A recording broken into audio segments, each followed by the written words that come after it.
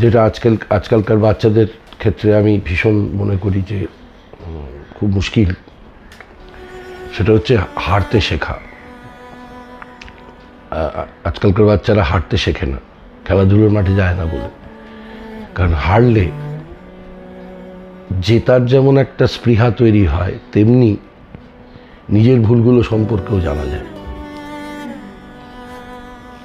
ফলত খেলাধুলোর একটা সবচেয়ে বড় আমি মনে করি contribution to a human psyche বা হিউম্যান বিইং, যে নিজের দুর্বলতাগুলো সম্পর্কে একটা ধারণা তৈরি হওয়ার সুযোগ তৈরি হয়, যেটা খেলাধুলো না করলেও যে কোনো পেশায় যদি এই শিক্ষাটা থাকে,